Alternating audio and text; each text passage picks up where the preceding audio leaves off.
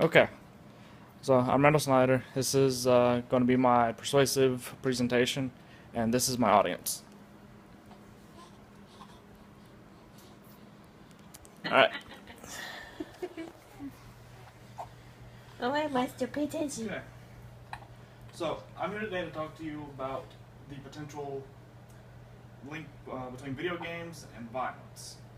It's a hot topic in the media generally that if, say, a teenager or a child commits some kind of act of violence and they play video games, that it's got to be the video game's fault, like every time. It's where the buck seems to always stop. And I'm here to talk to you about what is and isn't true. So, are video games linked to violence? Well, let's start with your perceived video gamer. Most people view your average video gamer to be maybe a high school student, maybe someone in elementary. While it is true that 90% of school-age children are video game players, the average age for a video gamer is actually 33 years old, and generally male. So, given that, why is it that when an adult commits a crime, it's never looked into if they play video games? They commit some kind of heinous act of violence. But for teenagers, that's it, it's got to be the video game's fault. Call of Duty brought them there, or what have you. Something to think about. So, personally, I've been playing video games for about 20 years. I played everything under the sun from Sonic to Mortal Kombat. So I have a lot of personal experience of what kind of impact in my own personal development video games has had, whether they're violent or not. And personally, I can say I've never felt the need to kick somebody in the neck at school. So, but other than my own personal experiences, I've also collected some data from organizations like the FBI and the Secret Service about whether or not video games have a link to violence. My first finding is that no one can prove that there is a direct link between video games and violence. And any study that actually comes up with that link is inherently flawed. Let's see.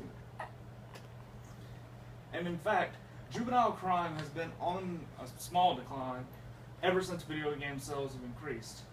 On the graph here, this green line is the total violent offenses in millions by juveniles, while these gray bars here that are exponentially growing, that's the computer and video game sales in billions of dollars.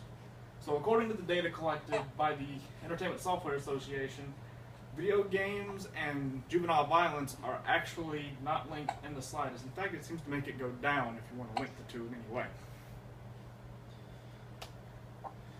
What has been proven is that video games actually improve mental health. Everything from pattern recognition to hand-eye coordination.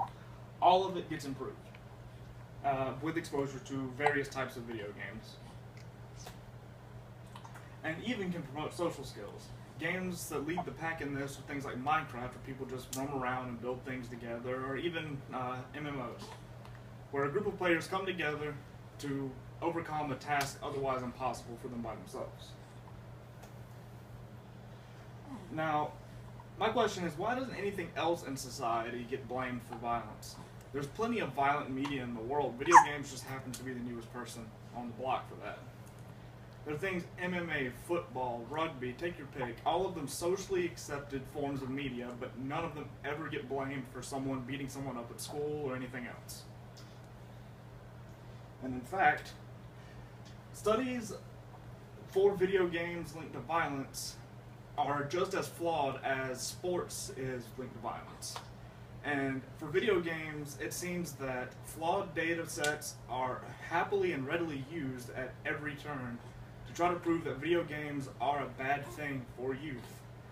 But when the same kind of thing tries to get brought up about professional athletes committing an act of violence, all the experts come out of the woodwork saying, well, there's no real way to study what kind of increase in violence they have from playing this. It can't be the sports, it always must be something that's linked to their past, some kind of neglect as a child, abuse growing up. It's always something else for them, and it's a really vicious double standard. And I personally believe that if the measurement tools are flawed for sports, they're just as flawed as they are for video games. So why are we allowed to just broadcast this flawed information for video games? And video games are always vilified by the media. Everyone knows the media loves to inflate everything for a good headline. So, say a kid shoots someone, they play Call of Duty. Well, obviously, Call of Duty has realistic guns. So that must be why this kid decided to pick a gun up and go shoot someone in the head. But nobody ever blames the kid stepping on turtles for playing Mario. Because there's no real way to link that to somebody. It's like, it's a total fictional thing, but just because something looks real, it must make these people think it's real. When in reality, video games, according to most children asked, they're stress relievers, not stress inducers. They don't make people have violent outbursts, they actually reduce their violent outbursts. It's how they deal with what violence they want to commit to people. So I think everybody really should take a step back and realize that media loves to sensationalize everything and try to think for themselves about video games. So if I really could challenge everyone here to do one thing, it's play a violent video game for a while.